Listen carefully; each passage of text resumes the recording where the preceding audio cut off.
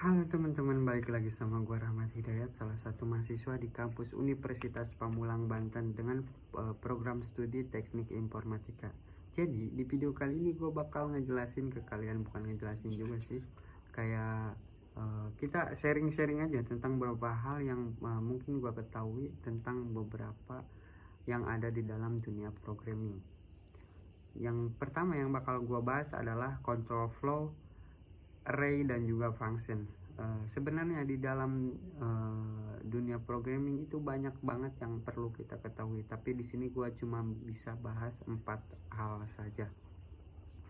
Nah, di dalam control flow ini kita akan belajar tentang yang dinamakan dengan perulangan dan juga pengkondisian. Nah, sebelum itu kita perlu tahu dulu nih, apa itu control flow. Control flow adalah alur kendali dari sebuah program. Maksudnya gimana sih? Nah, sebelum kita melangkah lebih jauh lagi, mari kita lihat hal berikut ini. Jadi, ketika kita membuat suatu program, itu biasanya kita akan mengeksekusinya dari atas ke bawah atau dari kiri ke kanan. Itu dinamakan dengan normal flow atau alur normal. Nantinya apabila kita memiliki lebih dari satu statement, maka statement tersebut akan dieksekusi dari atas ke bawah. Atau seperti contohnya, contoh berikut ini. Nah, di sini gua ada contoh dari menggunakan bahasa pemrograman C++ dengan cout. Dimana gua nulis cout hello, cout nama, cout saya, cout Rahmat, cout Hidayat. Nah, nantinya akan tampil adalah halo, nama saya Rahmat Hidayat. Tentunya si program ini nggak bakalan ketukar karena dia bakal dijalankan dari atas ke bawah. Nggak bakalan ketukar jadi Hidayat Rahmat saya nama halo, nggak bakalan bisa kayak gitu. Juga nantinya ketika kita membuat sebuah program itu alurnya nggak harus seperti itu. Kita bisa aja mengatur alurnya tidak lurus dari atas ke bawah, karena mungkin aja ada baris program atau statement yang tidak ingin kita eksekusi karena suatu hal tertentu. Untuk melakukan hal ini, itu dibutuhkan sesuatu dengan yang dinamakan perulangan dan juga pengkondisian. Nah, dua ini nantinya yang akan mengatur alur dari sebuah program.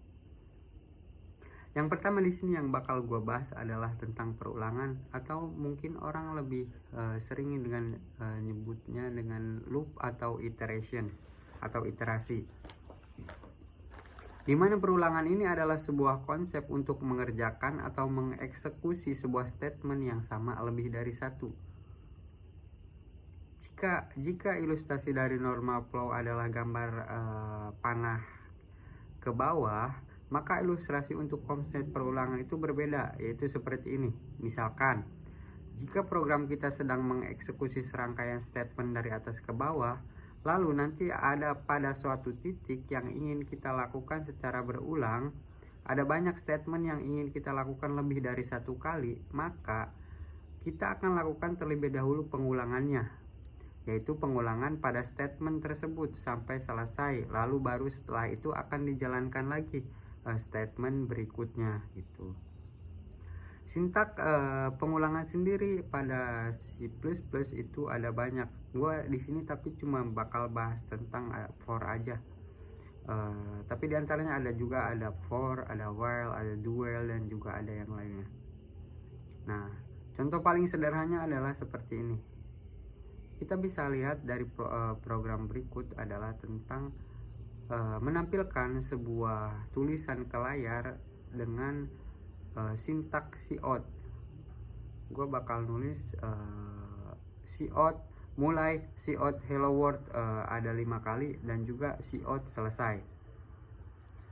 Nah, nantinya jika kita punya alur program yang seperti ini, itu bisa kita ganti penulisannya dengan penulisan berikut, dimana di dalam for itu kita harus punya syarat-syarat ya, agar for itu terpenuhi. Yang pertama kita harus mendeklarasikan nilai awal. Di sini gue bakal ngambil contoh, gue bikin variabel i dengan nilai awal 0. Kemudian gue bakal menentukan nih kondisinya. Gue tulis aja di sini i lebih kecil dari 5, maka i itu akan dilakukan decrement atau increment, nantinya kedepannya itu bebas. Lalu gue bakal nampilin si tulisan ke layar, kemudian gue juga bakal nampilin tulisan selesai. Ini bakal sama seperti tulisan yang tadi udah kita buat seperti itu. Nah, kemudian gue bakal bahas lagi tentang pengkondisian nih. Pengkondisian atau orang juga ada yang nyebut sebagai percabangan, itu nggak ada masalah, itu keduanya sama aja. Jadi pengkondisian itu adalah suatu keadaan di mana program kita bisa memilih untuk mengeksekusi statement yang berbeda berdasarkan kondisi yang diberikan. Jadi ilustrasinya seperti ini. Jadi sama seperti sebelumnya, setelah kita mengeksekusi serangkaian statement pada statement kita dari atas ke bawah, nanti pada suatu titik program kita akan diberikan sebuah kondisi. Nantinya jika kondisi tersebut bernilai true, maka selanjutnya akan mengeksekusi statement yang ada di bawahnya. Tapi jika kondisi tadi menghasilkan nilai false, maka yang akan dieksekusi adalah statement yang lain. Jadi akan ada statement yang nggak dikerjain, baru nantinya seperti biasa, yaitu melanjutkan statement berikutnya. Untuk sintaks dalam pengkondisian juga itu ada beberapa sintaks yang harus kita pahami, diantaranya if else, if else if, else, switch, dan juga yang lainnya. Di sini bakal coba bikin contoh sederhananya aja, dimana gua bakal nampilin sebuah program yang akan menentukan suatu bilangan itu bernilai positif, bilangan itu bernilai negatif, atau bahkan bilangan itu bernilai 0. Nah, ketika gua memasukkan sintaks seperti itu, maka dia akan melakukan pengecekan terhadap angka tersebut dengan suatu kondisi yang udah gua tambahin. Nantinya ketika misalkan suatu kondisi tersebut terpenuhi, maka yang akan dilakukan adalah dia akan mengeksekusi si kode-kode program itu dari atas ke bawah atau sebagai mestinya ketika suatu kondisi tersebut terpenuhi. Oke, lanjut ke pembahasan selanjutnya, yaitu tentang array.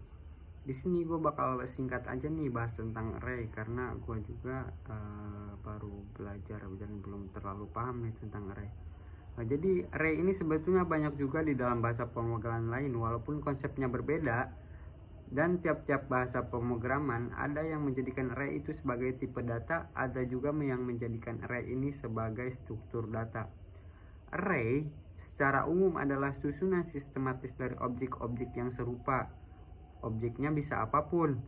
Di dalam bahasa pemrograman, array adalah tipe data yang digunakan untuk mendeskripsikan kumpulan elemen, nilai atau variabel yang tiap elemennya memiliki indeks. Yang perlu kita pahami adalah array itu pasti memiliki indeks. Jadi yang perlu kita pahami adalah array pasti memiliki indeks. Atau secara singkat, array adalah sebuah variabel yang lebih sakti. Kenapa lebih sakti? Karena array ini bisa menampung lebih dari satu nilai. Kan variabel itu biasanya cuma menampung satu nilai atau mungkin beberapa nilai. Nah, si array ini bisa menampung lebih banyak daripada variabel biasa. Contoh pertama, dalam suatu kasus kita ingin menyimpan sebuah nilai hari pada sebuah variabel. Jika kita gunakan cara pertama dengan penulisan seperti berikut, ketika kita menggunakan cara tersebut, maka yang terjadi adalah var hari Seninnya maka akan ditimpa karena memiliki nama variabel yang sama. Sekarang jika kita gunakan cara yang kedua, yaitu mengubah atau membedakan nama variabelnya, seperti contoh var hari 1, var hari 2, var hari 3, var hari 4 sampai hari 7, bisa saja kita gunakan cara di atas. Karena memang hanya sedikit nilainya, tapi bagaimana kalau misalkan nilainya banyak? Atau bahkan ratusan, ribuan, jutaan, apakah kita akan lebih efektif menggunakan cara berikut? Enggak dong, tentunya itu hanya akan membuang-buang memori yang ada di dalam perangkat kita. Maka cara yang tepat adalah menjadikannya sebuah array yang tadi kita bahas. Nah, contohnya adalah seperti ini. Biasanya array itu ada di dalam kurung siku. kurung siku, dimana kita bisa menuliskan contoh seperti berikut. Gue bakal nulisin var hari Senin, Selasa, Rabu. Nah, di sini kalau kita menggunakan array, kita bisa menampung nilai lebih dari satu. Dan juga cara menyimpan nilainya adalah dengan memisahkan setiap nilai dengan menggunakan koma. Nah, sebenarnya cukup simple sih kalau misalkan membuat array. Kemudian di sini bakal ada pertanyaan lagi. Kenapa sih harus array? Nah, di sini array itu bakal mempermudah pengelolaan nilai atau value atau data menggunakan tadi array yang kita buat. Dia tidak akan dia tidak akan melakukan pemborosan memori seperti itu. Nah, kemudian nanti ketika kita menggunakan array itu kita akan lebih mudah untuk melakukan penelusuran dan pencarian. Selanjutnya yang tadi gue bilang itu adalah ketika kita menggunakan array itu akan lebih efisien ketika menyimpan memori yang tidak terlalu banyak seperti itu, karena memang variabel yang ditampung itu hanya satu dan dia tidak akan menyimpan banyak memori. Kemudian yang selanjutnya adalah gue bakal bahas tentang karakteristik tentang array, dimana karakteristik array ini biasanya variabelnya jamak, mempunyai banyak elemen yang diacu dengan nama yang sama. Nah, kemudian kumpulan pasangan atau key dan nilai atau key dan value pair.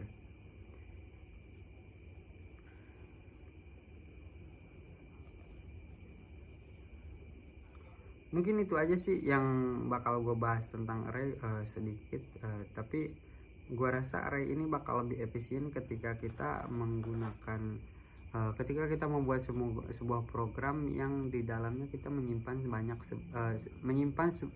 banyak banget variabel. Jadi ketika kita melakukannya dengan array, kita tidak akan melakukan pemborosan memori, juga kita akan lebih mudah dalam melakukan penelusuran terhadap array tersebut. Nah, itu aja sih mungkin yang bakal gue bahas tentang array. Selanjutnya gue bakal bahas tentang function. Jadi semoga lo paham.